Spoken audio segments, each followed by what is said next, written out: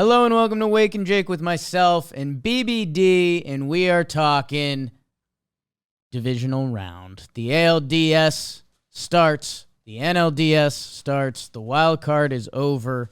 Man, tough time to argue for the wild card format. Not the best action. All 4 two-game sweeps. That doesn't feel right. Thursday and Friday in October, with no playoff baseball, October 5th and the 6th. Whatever. I'm going to put that in my rear view for now as we tee up Texas Rangers, Baltimore Orioles, Minnesota Twins, Houston Astros, the NL, Phillies, Braves, DBacks, Dodgers. I do want to say it is crazy in the past week or so how many teams' seasons have died. Reds, Cubs, leading up into the playoffs. Mariners, that's 3. And then we just had 4 go down. Blue Jays, Rays, the AL least. See ya. Milwaukee Brewers, who felt like they had some real hope. And the Marlins, who we may have been more rude to than any other team previously in podcast history. Jimmy's line on Talking Baseball of a local tournament where a team drops out, so they have to invite another team. I don't know if that happened in my past, but man, that hit a chord I hadn't felt in a while, and I agree with it. So I do owe the Texas Rangers a bit of an apology before we get in there. I got the AL wrong. I went Blue Jays over the Twins, although I thought that would be the best series, and I think I said I wouldn't consider putting $1 on it. And if you've been watching the live streams, you know there's a lot of things I'll consider putting $1 on. Did not have a lean in Minnesota, Toronto. Good for the Twins, getting that curse off their back. And like I said on here, I think I like them against Houston. I'm going to dive in further and see if there's anything else that jumps out a little more to me. But had the NL. Phillies embarrassed the fish at the party. The stadium was electric. That whole city, that whole team looks like they're on a mission to get back, which in another 5-game series against the Atlanta Braves, my goodness. That should be some electric baseball. And then Diamondbacks and the Dodgers it's literally David and Goliath. The Dodgers have owned the Snakes. Kershaw, Kelly, game 1. Kershaw hasn't lost to the Diamondbacks since 2012, I believe. And Merrill Kelly has not beaten the Dodgers. So we've got all that and more. Let's get into it. Let's go Cron Pod. Saturday, 1 p.m. game, which I actually don't hate. Tuesday and Wednesday, 3 p.m. I don't like. Saturday, 1 p.m. in Baltimore? Yeah. That place is going to be rowdy. That's going to feel like a football game. The tandem 3 and 4 starts during a week stinks. I mean, that's nothing. 1 o'clock, 4 o'clock. 1 o'clock in October. I can work with. Let me get some Baltimore weather, as I always look up. Saturday, 69 at the peak. Yeah, that's going to be perfect. A little chilly breeze, long sleeves under the jerseys. The Baltimore Birds, who if you've been listening to this program, and we are going to finish with a little football later, but the Baltimore Birds have won me over. Every stat I look at is better than the next in a sheet that Dalton put together, and we will be doing a Talking Baseball full preview with the boys in a little bit. Every time I see a Baltimore number, their home record, incredible. They're 49 and 32. Away, even better, 52 and 29. 1-run games, 30 and 16. Extra innings, they were good this year. Not that that matters. September, October, leading into the playoffs, they were good. Every stone you turn over is a winner for the Baltimore Orioles. Now, the Texas Rangers. Let me double-check the series before I say this. No, I mean, Phillies-Braves is the most exciting for different reasons. For history, for divisions, for previous years, for high-end talent. Texas Rangers, Baltimore Orioles, I am very jazzy about. And has a chance to, I think, be the most electric series. With how wired these offenses are, with how much young talent is on the field for Baltimore, and now the bottom of that Texas lineup with Young and Carter. I think this series, we were not, well, I guess we weren't joking, unfortunately. The only series that had the win probability meter ever go to another side of 50% was DBacks Brewers. I think this series has the ultimate chance of that. And building on that, one of these teams has a bullpen that was electric throughout the year, the Baltimore Orioles. They have lost Felix Bautista. Cano has stepped into the closer role. They traded for Fuji. They're going to have some starting pitchers that have the ability to kick into the bullpen, which that is one of the John Boy specials. Right now, starting pitchers, guys that have been built up this season to pitch, Kyle Bradish, Grayson Rodriguez, Dean Kramer, Kyle Gibson, John Means, Jack Flaherty. Kick those guys out there with Danny Colom, the lefty who put together a great season. Texas Rangers offense, as much as I love the Birds, they have the scarier up top. Like what Seager feels like he can do to you every single at-bat. Garcia, Simeon, obviously. And then there's some, I don't want to say gaps in there. Robbie Grossman batting 3, we've talked about a lot and is still a little puzzling. But Jonah Heim's been one of the best catchers. We might have the 2 best catchers in the AL in this series. Little Heim and Rushman, that does something for me. I'm excited for that. Couple switch hitting big boy catchers. Whoo! Pump it into my veins. Texas, it looks like they're going to have Dane Dunning start that first game. Where they're at with starting pitchers, I think that's, I don't want to say winner by default because Dane Dunning actually had himself a pretty nice year. With Monty and Eovaldi to go games 3 and 4. And then is it Andrew Heaney? Old friend. Yeah. I saw, trying to figure out who's starting game 1, and there's still a chance it's Heaney for 1. I think they're going to go Dunning, Monty, Eovaldi, and Heaney's there for 4. Yeah, and I wonder, would it do some right, left. That could also be that would have Heaney kind of lined up for the Patrick Corbin role, right? If they wanted to go Dunning one time through, Heaney one time through, they could do something like that if they're interested, and he would still be on somewhat of rest for Game 4 if he doesn't. Yeah. They weren't going to have him go 7 innings anyway, so there's a chance where that Game 4 is always going to be one time for him. So one time after Dunning, I don't know. Yeah, and I think some of the numbers I rattled off before about the Birds. The Texas Rangers very good at home this year, 50-31. They were a losing record on the road by 1 game. Hey, they just went on to Tampa and dominated. Bad record in 1-run games. They can maul. And hey, part of that time period, like they did lose some guys with injuries. Adolis went down for a little bit. Seager was down at different points this season. They're very balanced and switchy. Everyone's got a little pop. Some guys have a little bit of speed. And it's, in 2-game sets, and I think this can be applied to my Diamondbacks. I think for the Texas Rangers, we didn't see a lot of bullpen. We didn't see a lot of pitchers get exposed. Like, there's no need. It's 3 games. You're emptying the tank. And the way they dominated Tampa in those games, and Tampa just did not show. I mean, I don't want to take away from Eovaldi and Montgomery, who they looked good and did their job, but Tampa, offensively, defensively, did not feel like the Rays. Like I said, I'm going Baltimore. I really believe in what this team is doing. This series should be a lot of fun. I guess when I say this series is going to be back and forth, and I do believe in that. I believe in both offenses big time, more than the pitching staffs. It feels like if there's a team that can expose that Rangers bullpen, it would be the Baltimore Orioles. They, and a word I've been throwing a lot lately since I saw the Snakes use it in their team hype video, they're relentless. They're absolutely relentless.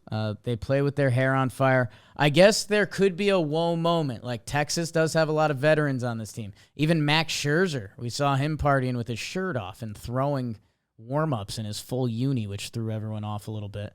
Don't know if he's going to get involved in this series. Would be electric if he does. That would be the only, if we see in these first 2 series, if we see the Birds go wide-eyed, kind of like we haven't played on this stage before, and you see Corey Seager, who's got a World Series MVP, Marcus Semien is a dude of all dudes. Even Scherzer's presence in the dugout. I know stuff like that can get really corny sometimes, but I mean, sometimes when I think of sports as like modern day battlefields, kind of, like Max Scherzer, like if you put sports into Game of Thrones, Max Scherzer's like a badass leader. Like the 2 different colored eyes. He's been through a ton of battles. He wants more battles. He's almost daring you. He's banged up. Like, let me back in and watch what I'll do one more time. If that happens, the Birds could get struck down by a high-powered Texas team that was one of the best in the American League this year. I'm not going to believe in it. I'm going to believe in these kids. It feels like they've got magic. They've got the sprinkler system kicking in. And everywhere in the lineup, they are so balanced. They've got guys giving you great defensive efforts at different positions, especially in the outfield. I like when Mullins is making plays. Hayes throws his body around with no regard. Give me the Orioles. I think they've got the deeper pitching. I think lineups match up pretty well, if not even Texas being a little more daunting. But give me the baby Birds. I think they're ready for this. And this should be the most back and forth series, whatever that means to you. Whether that's appealing, it might not feel the best at times. We might see a couple reliever meltdowns in this one that don't feel pretty.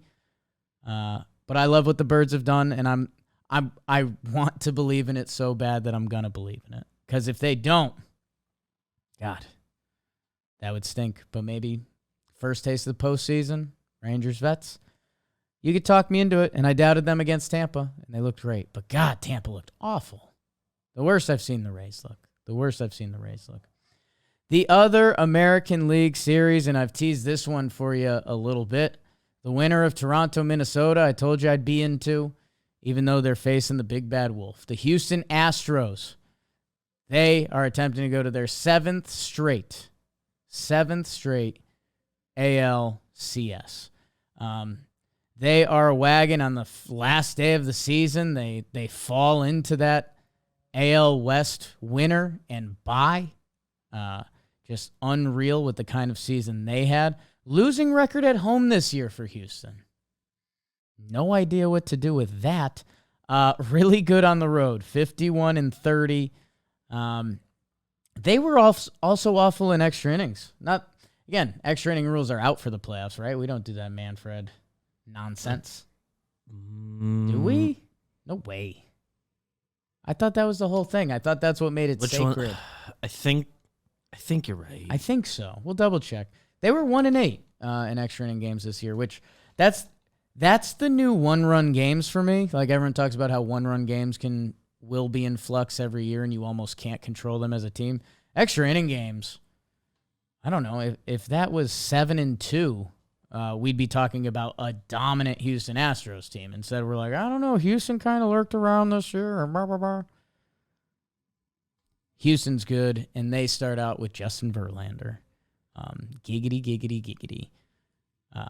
Fire me up. The old dog is back, doing it again with Houston. Played his free agency pretty well. 3.22 ERA this year. This is the Carlos Correa return series. How fun is that? Carlos and his bizarre free agencies ended up in Minnesota. We thought it was kind of a gag year that we'd look back on Baseball Reference and be like, oh my God, remember when Correa did that? And he re-upped after fake getting signed by 2 teams. And now he's playing against the Astros. By the way, 5 for 12 against Justin Verlander lifetime. Don't be surprised if Carlos Correa makes a big impact on this series. And he will, because he plays incredible defense at the most valuable position. Throwing out Bichette in that game 1 changed the entire series. Blue Jays. God. Make me feel the bad emotions. And wouldn't you know it, Justin Verlander, Framber Valdez, Christian Javier.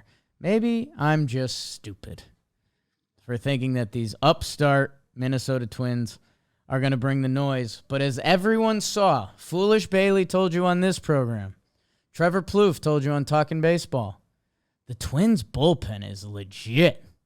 Legit. I mean, some of the names are silly. Griffin Jacks, Louis Varland. Sounds like a jazz band. They're coming out and they're being nasty boys. And that's to go with a rotation that was one of the best in baseball. So we still don't know who we're getting game one. They have Joe Ryan and Bailey Ober lined up. Do we have an update on that? I don't think so. I was, trying to figure out for sure, and I figured I didn't stress out too much about it while assembling the sheet, because I'm like, Trev probably has a lean. Ooh. But it seemed like Joe Ryan was gonna be game one, probably is game one, but Ober is the guy that would have started game three if they went there. Of their options that aren't Lopez and Gray, because they can't do game one, between Ober, Ryan, and Kenta Maeda, Ober has been kind of by far the most consistent. Nightmare. So there's a chance they pivot there, and then with the AL-NL off-day situation, and AL teams maybe are hesitant to go to get Lopez back in for game two. I'm curious what's going to happen there at games 1-2. Yeah, I mean, I still think it would be normal rest, because if you normally start an MLB week on a Tuesday. I think that was 5, right? But my best way of remembering this is from fantasy baseball. If you have a starting pitcher start on a Monday, they usually start on a Saturday. And if they start on a Tuesday, they normally start on a Sunday. That's the best way I've put that in my memory bank. Bizarre. So I think it will be Pablo Lopez for game 2, right. Sonny Gray for game 3. Which gives them kind of that bonus first game that we talked about with Arizona and Milwaukee a little bit. And also, it's not that. Bailey Ober was very good this year. Joe Ryan got the opening day start for them last year, and he's hot, so you got to believe in it, right? That's at least our motto over here. And all they need to do, I mean, the Twins are laying it out that you might just have to be 5 and fly. And they could even juggle those starting pitchers that if they want to get 6 out of them by doing a 4 and a 2 or a 3 and a 3. The Twins, they've fallen into their platoon roles. Trev tried to tell us, lefty, righty, they're going to play that game. The Houston bullpen, are they still really without a lefty? Remember when that was a thing? That's my understanding. Well, Bennett Sousa. Right. Will be out there. So if you are the Twins, you get to play your lefties. I guess for the most part, you'll be starting your lefties. You'll get the Framber start, so you get to put your righties in there and give them some run, and you'll have your lefties off the bench, and Trevor Plouffe loves that pinch hitting. Here's my thing. Houston is here. Altuve, Bregman, Yordan, Tucker, Jose Abreu, who I think his second half ended up being okay.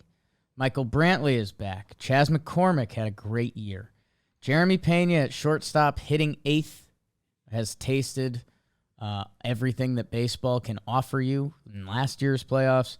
And then Maldonado, that's without Yainer Diaz. That's without Mauricio Dubon, who had been so great for them this year. That's without Jake Myers, who can come in, play really good defensive outfield, and give you some at-bats too. I could be looking back in a week or so with a tail between my legs and saying Houston got me again. But, man, I think Minnesota, they got the monkey off their back. They did it. They moved on. They advanced in the playoffs. And I don't think that felt like anything earned or like it's over. They won 2 wild card games at home against what's become a tough Blue Jays franchise to defend. Will be the nicest way I can say it. But it is funny, man. Verlander, Framber, Javier, Urquidy could probably get the game 4 start. Hunter Brown, JP France floating around. And then if they need 5 innings out of their bullpen, how's Montero, Maton, Graveman, Abreu, Neris, Presley? We've seen this Houston formula so many times that it feels like I'm zigging or zagging. Zagging? I don't know. The other thing that Trev keeps bringing up with the Twins that gives me enough to buy into, Their offense has been really good in the second half, and that was always something I liked about the 21 Braves that won it, that their offense on paper looked kind of average, but in the second half, they were a top-level offense, and that's almost so much more important. Like the first half of the season by October, you can't be racking up April points. There's a chance that Houston's. And I think we all know that. And I think Altuve and Yordan and Tucker and Bregman, the top of that lineup, every time will be hell. And that's before Abreu, Brantley, McCormick, Pena. I get it. The Twins can really pitch. They get one in Houston. They're going to have a chance to bring it back to Minnesota with a shot to close it out. These teams played in the playoffs last year. One of the recent years. Was that? I want to say Correa was out there. Maybe I'm daydreaming that. Ryan Stanek activated from the IL and put on the paternity list. How about that? Good for you, Stanek. Last year's Twins weren't involved. Not involved. So the year before it wouldn't have been, and Correa would have been on the other team, right? Right. But he was the bad guy then. 2021, they were below 500 too. What?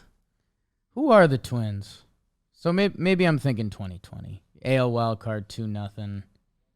Yeah, to Houston. Yeah. So that's a few moons ago. Framber and Javier. Yeah, I mean, that's a different team. Luis Ariz, Jose Barrios, Nelson Cruz, Marwin, Eddie Rosario, Miguel Sano. So, all right, throw Jeffers that was still there. Jeffers was still there, and they like him, by the way. And they do like him. They be hitting. Let's do some National League because, hey, I've got a really good opportunity to get the AL all wrong. Get my BV on. Real ones know what that means. Yeah, got the first two wild cards wrong, and I'm believing in Baltimore when they have zero playoff experience, and I'm believing in the Twins when they hadn't won, and they still haven't won like a real series in over 20 years. So could be some egg on my face, but there wasn't egg on my face last night at the DraftKings Sportsbook because we were live streaming. I was placing some bets. Poppy did good. I really liked what I saw from Philly. I'll tell you that much. Really liked what I saw from Fish first baseman JB. A little code language there. And right now, you can bet $5 on baseball. Okay, that's easy. You got that. You get $200 instantly in bonus bets. So what are you waiting for? Download the DraftKings Sportsbook app now. Use code BAKERS. New customers can score $200 instantly in bonus bets for betting just $5 on baseball only at DraftKings Sportsbook with code BAKERS. The crown is yours. Gambling problem? Call 1-800-GAMBLER. Visit www.1800gambler.net. In New York, call 877-8-HOPE-NY. Text HOPE-NY. In Connecticut, help is available for problem gambling. Call 888-789-7777 or visit ccpg.org. Please play responsibly on behalf of Boot Hill Casino and Resort. Licensee partner Golden Nugget Lake Charles. 21 plus. Ages varied by jurisdiction. Void in Ontario. See dkng.co/baseball for eligibility, terms, and responsible gaming resources. Bonus bets expire 7 days after issuance. Eligibility and deposit restrictions apply.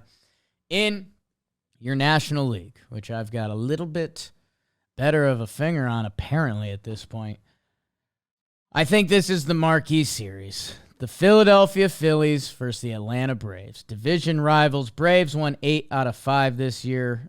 They split a 4-gamer. Atlanta. Braves swept in Philly a 2-gamer and then another 4. Okay, that was just a lot of data. Braves, 8 and 5 this year against the Phillies. We kind of know the Phillies story, right? This is the team that won the National League last year. They did it with mauling hitting. Everyone, top to bottom in the lineup, felt like a threat. Even, last year Castellanos had a bad year. He had a great year this year. Real Muto, I think he got hot going into last year's playoffs, and he was a threat. His numbers were, I think, down a little bit this year, but he hit a tank shot the other day, and I don't know how we can put this in our analytics binder, but dudes matter. Like, being JT Realmuto matters. Like, we just mentioned Ryan Jeffers, and I don't want to be rude to Ryan Jeffers. Ryan Jeffers out-hit JT Realmuto in a big way this year. I think for one playoff at bat, I still want JT Realmuto. And that's the whole Phillies team. It's Schwarber. It's Harper. Castellanos. And the guy they added, who had one of his toughest halves of baseball this year, Trey Turner, has also been one of the best hitters since September 1st. And he is on their team now. And we just saw what Nola and Wheeler can do. And they'll be lined up for 2 and 3 as they dominated the Marlins.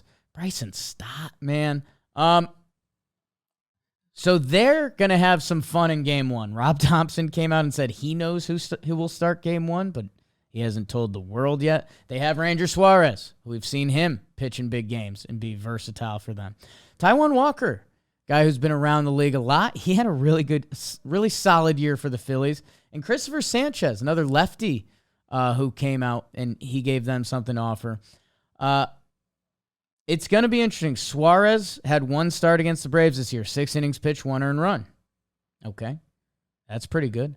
Taijuan Walker, 2 starts, 6.23, 5.15. Okay. Sanchez, 7.14, 4 innings, 3 earned. I don't know who Topper's going to go with. I think people are ranging. People are leaning Ranger, if you will. But they have options. Like, you can go lefty-righty one time through. I know that just backfired in Minnesota, but that's also because Barrios looked really good, and maybe just keep going. He's like a guy who's supposed to be that guy and has sort of halfway proven that. Don't have to live by that. My Phillies birdies out there, they would love to do Sanchez to Taijuan Walker. Ooh. Whenever you got to do Sanchez. Taijuan, I think, has struggled in first innings this year. That's been a bugaboo. So they think opener there in Sanchez for 2 or 3. Atlanta's going to be rowdy. That'd be the only part that scares me about Sanchez. For Game 1. Game 1 in Atlanta. I don't love that. Yeah. You can have a short hook with whoever that starter is going to be with the off day between 1 and 2 and the off days leading in, but might just fire all 3 of them up. You're all ready. Little fucker. This is Jimmy's Dusty Baker impression. And then, they go, and BBD reminded me of this last night. They'll play 1 off day, play 1 off day. So they're going to be ready with Wheeler and Nola 2 and 3, and their bullpen will be extra rested. And sitting there waiting for them is the big bad wolf, the Atlanta Braves, who lost. They lost to these Phillies last year, right? Phillies, I think Phillies put it on them and went nut job. That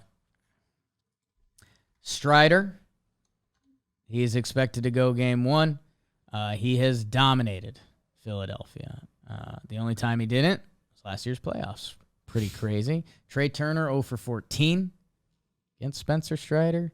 Castellanos 167. Stott 150. Brandon Marsh, the only player that's had some success. And he didn't really even play against the Fish because they started 2 lefties. And Bryce Harper only saw lefties. We were having torture chamber. Some good laughs on the live stream about that. Max Fried is expected for Game 2. Boy, do some of the Phillies have success against him. Trey Turner, 400 batting average. Nick Castellanos, 8 for 13. Real Muto, 350. Don't love that for our guy Max. And then Bryce Elder, our anti-Savant King, would in theory be the Game 3 starter because Morton went down late, which I think we talked about that, but that one hurts. I think that one hurts. That guy's a dog. That guy's a dog. The guy you're happy to lean on in the playoffs. Do not bet against him. Here's what I will say. Everything I said about the Phillies lineup, you can say about the Braves and some. They've got their bullpen, Iglesias, Minter, Yates. How about Kirby Yates is here? Obviously, Jesse Chavez will show his face at some point this series. Jimenez in hand. The IL is a little deeper for the Bravos than I remembered off the top of my head. I'm not going against the Braves. And hey, maybe Philly is just lining up to put another feather in their cap and say, hey, congrats on the regular season, do not care at all. Think about this. The Atlanta Braves, who have put together this masterful season, they are stacked.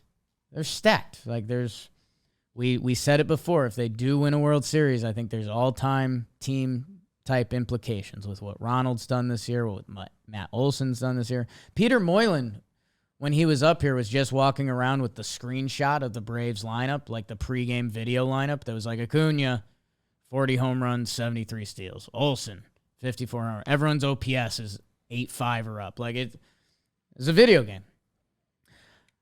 And the other thing that I like for the Braves, Ronald Acuna wasn't a part of their World Series run. Olson and Murphy were not a part of their World Series run. Like, there's enough guys on this roster that were there, and, you know, we're not going back to back, so they've got that pursuit, and they know what it takes, and they played in big games. You also got guys who are hungry, and you have the NL MVP who is hungry. And you have the team that knocked them out last year. Motivation is real. You're getting everything from the Braves. You are getting everything from the Atlanta Braves. And I just don't think there's a team that can fight their everything. The two teams that probably can are the Phillies and the Orioles. So we'll find out in a 5-game set, man. And one or two Philly swings could change it. And if they get one in Atlanta, they'll have a shot to close it out in Philly again. And that place has just become an absolute Looney Tune madhouse. Oh, my God, there's someone breaking into the studio right now. John Boy's on all fours. Is he going energy drink? Wow. I was excited to not go energy drink today because no stream. Yeah, I can leave at a reasonable time. The whole place is asleep, says Jim, so he's going to feed everyone energy drinks. Not going to see me picking against Atlanta the entire playoffs as long as they are in there. I'm going with the Braves. Hopefully this is the marquee series. I think this is listed as the marquee series. Both lineups are just badass. And I think you're going to see heated baseball. Like, I think the Phillies love what they do. BBD's not giggling because Jim's rolling on the floor. I think we might see a little throwback, like Harper flipping the hair. I think you might see some finger pointing at each other. This is what playoff bit. This series, I think, compared to what we saw between some of the other wild card series, I think will look laughable. And maybe that's me just being a dreamer, but you might say I'm the only one. Man, second half Sean Murphy was not the goods. Wasn't that first half? Was not the goods. Your final series, and this is David versus Goliath. Dalton's Arizona Diamondbacks will head to face the LA Dodgers in a best-of-5 series. The Dodgers won the overall matchup 8-5 this series, and there's something a little more dark in those numbers. The Dodgers have won the last 5, and that culminated in LA, a 3-game sweep where they boat raced them. 7-4, 9-1, 7-0. Those games were still very important for the Diamondbacks as they were hunting the wild card. And the boogeyman came out, and that's who the Dodgers have been to this entire organization for years now. Dodgers, God, maybe I'm still underselling them in my head, like for what they did this regular season, and they should be a 1B to Atlanta. I think people would say that. Clayton Kershaw, game 1. Yep. Remember when he was like playoff woes guy? That's kind of gone, right? Nobody talks about that. It has not been a problem in recent years. I did finally go look at some like big picture playoff numbers recently. I was like, oh yeah, he had playoff problem. So the stat I referenced at the top of the show that I got half wrong. Clayton Kershaw hasn't recorded a loss at home versus Arizona since August 30th, 2012. 2012. Corbin Carroll in limited bats with some knocks off of Kersh, and same with Christian Walker, who those guys are the dudes in their lineup. And something I said about Milwaukee that I did believe in. I said if the Snakes beat Milwaukee, I thought we were going to walk away saying the three best hitters were on Arizona in that series. And I think we did walk away saying that. Corbin Carroll, number one dude, no argument. Christian Walker's at-bats were locked in. And Ketel Marte, that guy's got a track record. That dude's a problem. Now, the Dodgers are a slightly different story with their lineup, but we'll get there. Bobby Miller looks to be getting the ball in game 2. And you might see Lance Lynn. You could see opener and Pepio. The Dodgers aren't afraid to get in the mud. So it's going to be interesting to see where they stand in the series, because I think if they're up, say, 2-0, I think you just roll Lance Lynn out there and you say, hey, you're Lance Lynn. Like, we don't need to do this. We're the Dodgers. You're Lance Lynn. Let's go win a series. If it's 1-1 or 0-2, knocking on wood for my Snakes fans, then I think you have to rethink it and probably go bullpen to Pepio, because Pepio's stats, 42 innings, a 2.14. Lance Lynn on the year, the numbers aren't pretty. I know he's been better with the Dodgers. Still not like electric. And the Dodgers always have options coming out of that bullpen. Sometimes they're not the flashiest names, but they have guys, and it's a lot of familiar. Evan Phillips and Brewstar have been there for a few years now. Ferguson and Vesia. How about Ryan Brazier? Going to be pitching in some big playoff games, it seems. And, man, that Dodgers IL. Lux, we found about the start of spring training. May, Gonsolin, Buehler, Trinan, Reyes, Almonte, Hudson. And then about the top of their lineup. Mookie Betts, Freddie Freeman, MVP-type seasons any other year. Will Smith, Muncy. They are still your father's Dodgers, I guess, is how I would phrase that. The Snakes, how about them? Don't have to go game 3. Let's just win it in 2. Merrill Kelly gets to start in game 1. Okay. 12-8, 3.29 ERA. Team USA Merrill Kelly, bookending his season. He's never beaten the Dodgers. 0-for-11, 5.49 career. 16 starts versus the Dodgers. His stats this year against the Dodgers actually weren't that bad, but it's one of those things you're like, okay, all right. Just hasn't really happened, huh? All right, Dodgers. Zach Gallen will be lined up for game 2 with the off days and everything. So the Snakes are lined up. Merrill Kelly, Zach Gallen, a sneaky good 1-2 punch in this playoffs. They are playing with house money. They have dudes on their team. Evan Longoria being the old man hero. Perdomo giving an effort as the kid in the bottom of the lineup. Let's see what goes on with the catcher, Gabby Moreno. We saw him come out. We speculated, and not sure if we're going to get any more on that until we get rosters and everything, but that would be a massive blow. I see a link expected to be back for game 1, so I like that for them. The Snakes have some fun sauce going on, man. Tommy Pham just being Tommy Pham for this team. Lourdes Gurriel still there after his all-star season. And how about the Snakes pen, people? Sewald, Ginkel, Nelson, Sal Frank, Thompson, Mantiply. They got some efforts out there. I think my Snakes are going to fight. I think this goes 5. If I'm putting my honest money on it, it's Dodgers. They won a ton of games this year. They've been the big brother to Arizona. I hope I'm wrong. I might even do a happiness hedge where I bet the Dodgers to win the series, and if I lose that bet, I would be on cloud 9, and I'd stop doubting the Snakes forever until they had to play the Braves the next round. It's a massive ask. Maybe now's the time. and I've been wrong before. Go Snakes, go! But how you kind of gotta pick the Dodgers. So that's a little bit of your playoff preview. Again, we'll be streaming. We're going to be talking baseball all the time. We'll be back here on Monday. I do want to talk a little football with you guys because we kind of missed it. It's kickoff of playoffs. Bing, bang, bong, bong.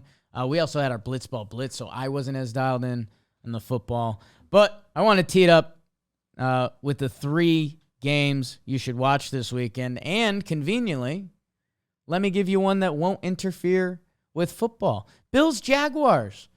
Bills are heading across the pond to play the 9:30 a.m. Sunday game against the Jaguars, so get your coffee. Oh, also download Coffee Golf, a new app I've been playing. It's a little dumb golf game. 5 new holes every day. That's all I want. Okay. So get your coffee, play Coffee Golf on your phone. Watch the Bills and the Jaguars. I've been tough on the Jaguars since they had that loss to the Texans, who that loss is looking, I don't want to say better, but that loss is looking better. CJ Stroud kind of coming on the scene strong. The Jaguars, who everyone was excited for this year, they stayed in London. They played out there last week. They just lived in London for 2 weeks. How crazy is that? All right, NFL. The Bills are flying to London. London games always feel a little off. I think we can admit that. Bills are coming off a massive victory over the Dolphins, 48-20. Dominated them. Everyone loves the Dolphins, right? Everyone was kind of over the Bills, onto the Dolphins. Bills punch them in the mouth, 48-20 in Buffalo. Woo-wee, huge win. We're the man. We're flying to London. We're playing the Jaguars. Feels a little amiss. And I think why this game is important to me, if the Bills win, the Bills would then be 4-1. They will have dominated Miami. Their first loss is that crazy week 1 to the Jets loss. They have the Giants and the Patriots the next week. Like, if the Bills win this game, we're going to start talking about the 7-1 Buffalo Bills and how let's put respect back on their name. Like, okay, Tua's sexy and all that. These Bills have been there. Josh Allen's nasty.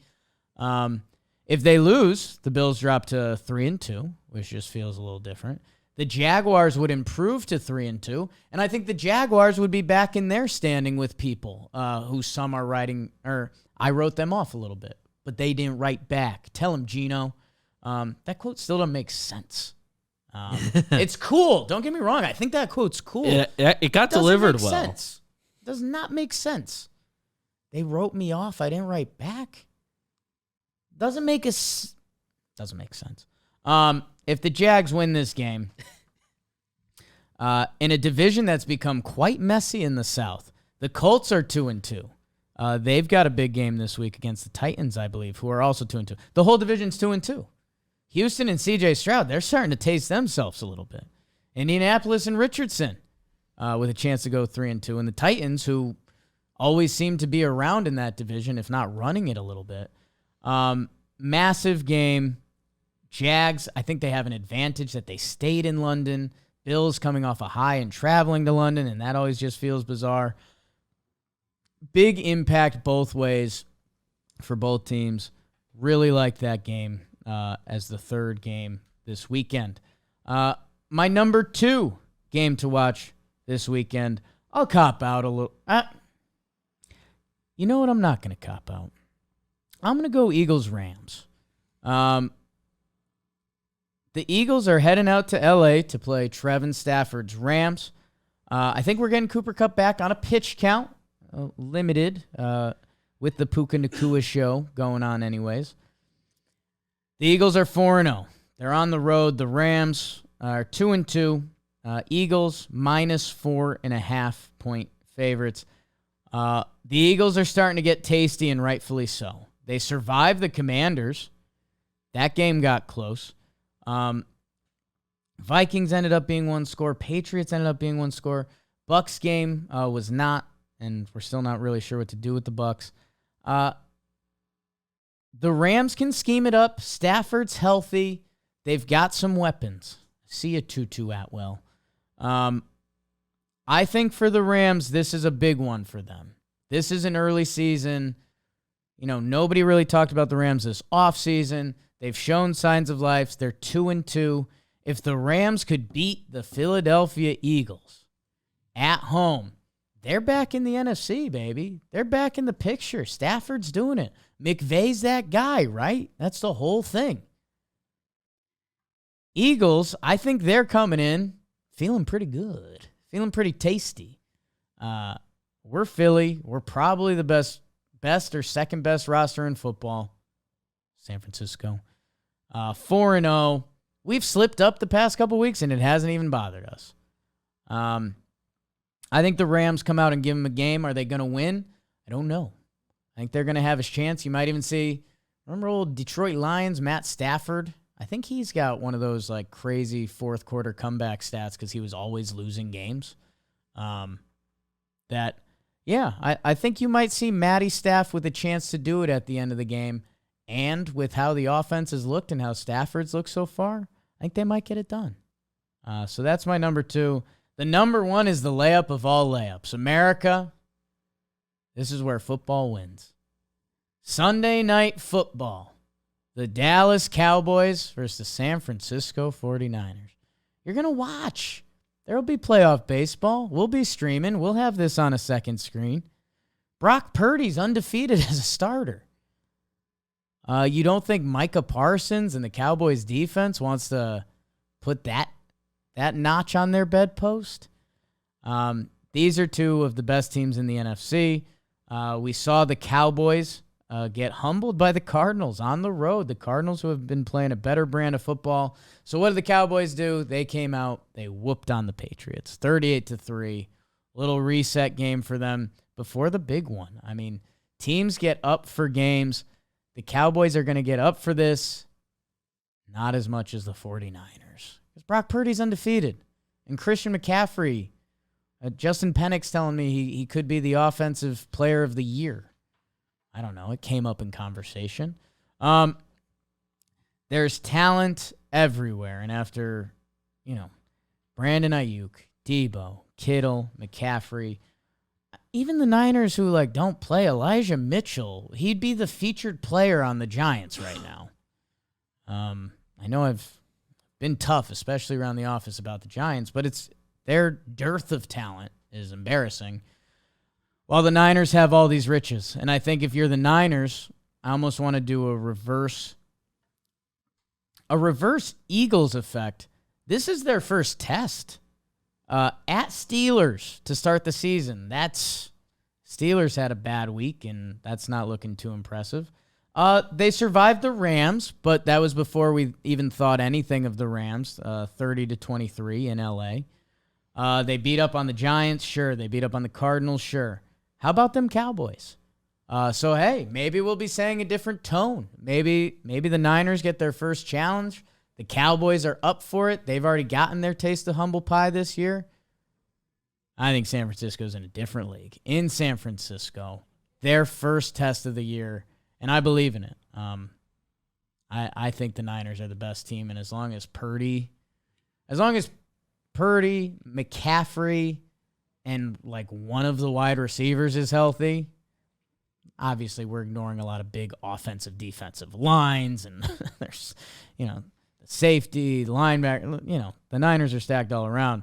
I don't know, man. There's just something about this game that's America. The Niners, in a way, became America's team when they were winning Super Bowls in Montana to Young, and there's, everybody has friends who are Niners fans, or at least around my age. Excuse me.